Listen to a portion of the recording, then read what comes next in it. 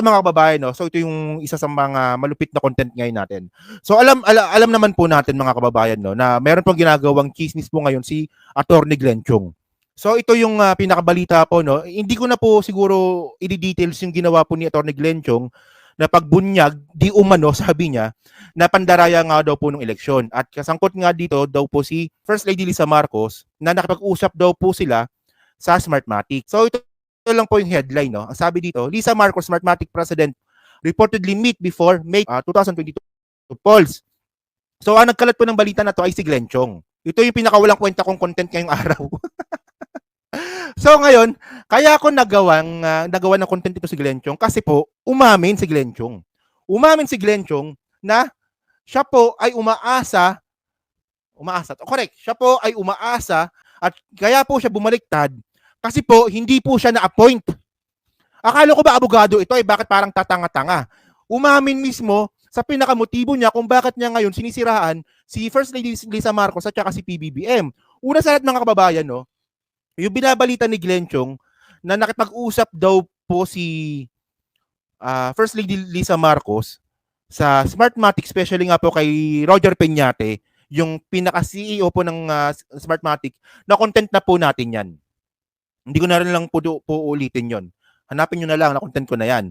Pero syempre, lahat po ng mga yan ay wala pong ebidensya, kundi bunga nga lang po ni Glenn Chong. Meron siyang pinakitang screenshot na ini-invite siya ng Smartmatic para makapag-briefing noong December. At sangkot pa nga po dito si Attorney Vic Rodriguez. Yun nga lang mga kababayan kasi ang problema dito.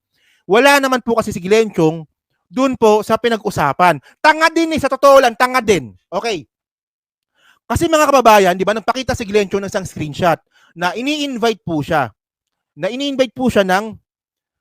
ni Attorney Vic Rodriguez para po sa Smartmatic briefing.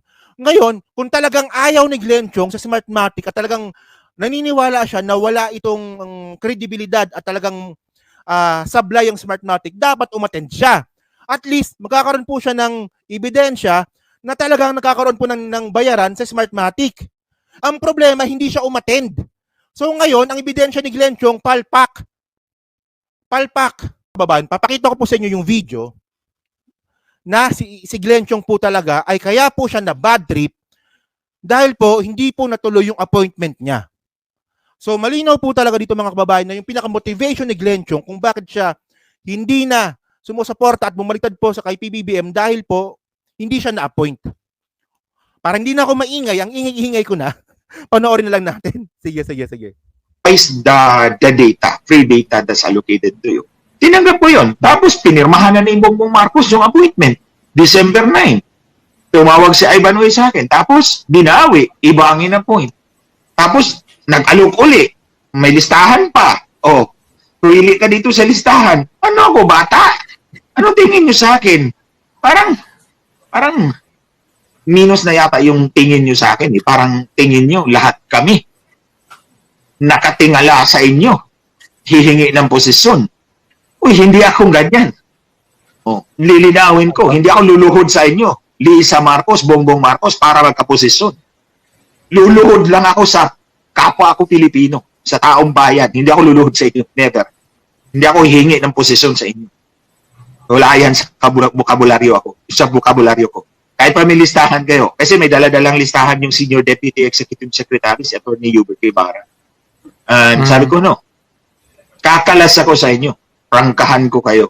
So, itong nangyari, nung I know what you did last summer, lalabas to. Gets ko na.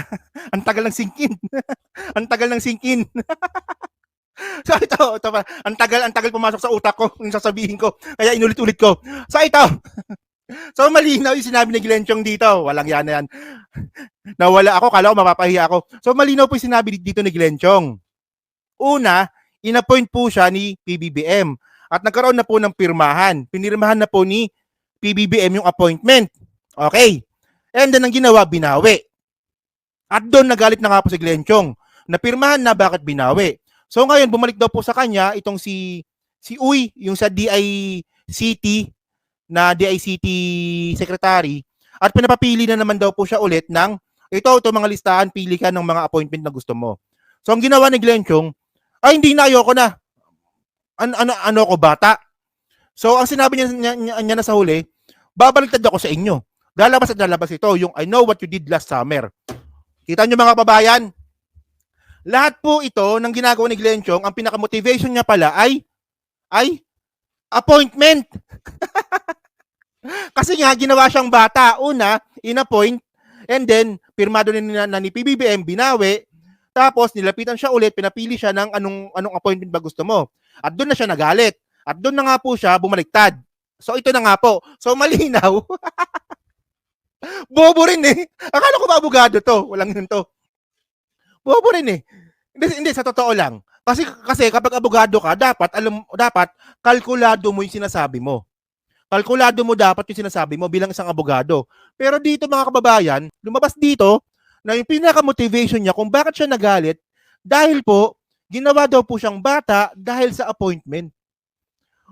Even though mga kababayan, sabihin na nga natin totoo, in-appoint ka, binawi, and then pinapili ka, nagalit ka. Ang tanong, tama ba yon? Tama ba yon? In the first place, alam mo na palang nagkadayaan. So, ibig sabihin kung na-appoint ka pala, hindi ka magsasalita.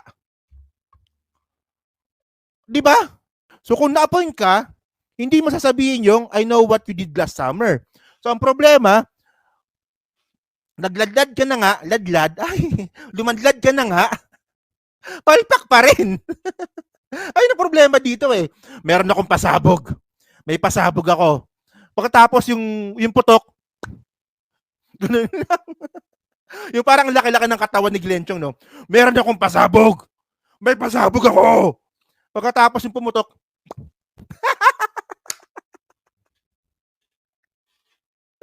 bubo mura, bubo. Hindi nga.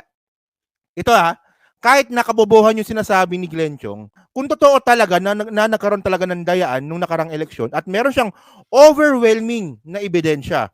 Siyempre tayo mga kababayan, di ba? Evidence-based tayo. Kapag merong ebidensya talaga si Glenn Chong na talagang nagkaroon ng dayaan, wala po tayong magagawa kundi suportahan yung claims ni Glenn Chong. Yun nga lang, nung pumutok,